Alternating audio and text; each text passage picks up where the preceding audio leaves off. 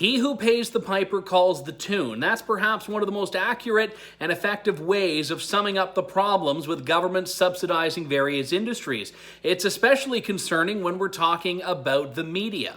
But yes, between the $600 million government bailout that Justin Trudeau is giving to the journalism industry and a tax credit program that lets Canadians write off digital news subscriptions, the federal government is basically making itself the benefactor of the press. And we are now faced with one of the most predictable and dangerous consequences of that. The federal government has revealed that it will be putting together a list of qualifying journalism outlets as far as who can be eligible for this tax credit fund that lets Canadians write off subscriptions. But the problem is that now the government has to come up with a list directed by Cabinet, which is a partisan entity, to determine which journalism outlets are effectively real outlets. Here was how Blacklock's reporter described it when it broke the story. Federal agencies will publish an A list of newspapers and websites deemed reliable under a multi-million-dollar subsidy program.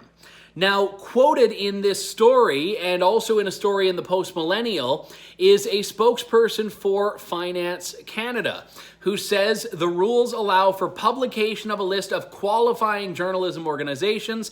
It would allow for the Canada Revenue Agency to have a list saying here are the organizations that qualify for the digital tax credits.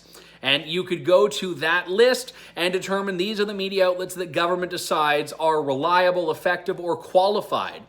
But the problem with this is that it means that government is faced with making a judgment call about which is real news and which is fake news, who is on the right side of them and who is on the wrong side of them. And this means that for media outlets, they're no longer accountable simply to their readers or even to their subscribers and advertisers, but they now have to balance this with their new sugar daddy, the government. And they have to all of a sudden find out what their content restrictions are, if any. And of course, the government's going to say that the media will always remain independent. But let's take a look at the Globe and Mail. Justin Trudeau, after that infamous bombshell story about Jody Wilson-Raybould came out, said that the story was not accurate. Karina Gould, the Democratic Institutions Minister, has spoken about taking aim at fake news and regulating anyone that doesn't comply with the government's position on fake news. Even as a daily example, journalism outlets are oftentimes issuing corrections for mistakes they've made, small or large. CBC issued one about Air Canada's exploration of purchasing Air Transat. Originally, CBC said Air Canada was going to purchase Air Transat, then an hour later corrected it to say they were just in talks to. Does that mean CBC is no longer reliable? Are their government funds going to be taken away because of that? What about advocacy journalism outlets? People like True North, say, or on the left side, the National Observer, or Rabble, or Rebel. Are these going to be deemed reliable? No. Why? Why not? The government will now have to decide who it supports having a voice in journalism and who it doesn't. And before you say that it's not about censorship, I agree the government is not taking away anyone's voice. But if a Canadian consumer is wanting to subscribe to a media platform and the government says these are the ones we recognize, they're going to form a judgment call as a consumer and say, oh, well, I guess this one is real and this one isn't. Or they'll simply make it as an economic decision. If the government will give me a tax break for signing up for this outlet but not this one, I'm going to go with the one where I get a bit of my money back. So now government is picking winners and losers, and it's impossible for this to not have editorial oversight. What happens if a column is written that the government doesn't like? Does that threaten an outlet's reliability?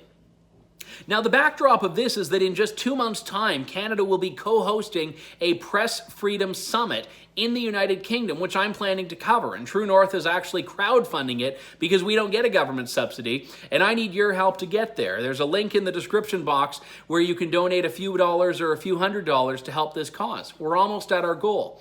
But the point of this is that Canada will be teaming up with the United Kingdom, which will 1 week before the conference be prosecuting Tommy Robinson to say that these two countries have something to offer the world insofar as press freedom is concerned, that Canada and the UK can can export their mentality of a free speech and a free press approach to other countries. And the whole point of this idea of a government-approved list of journalism outlets and list of journalists proves that Canada is in the game of not allowing free speech and allowing consumers and readers to make up their own minds, but effectively telling Canadians these are the real ones and these are not.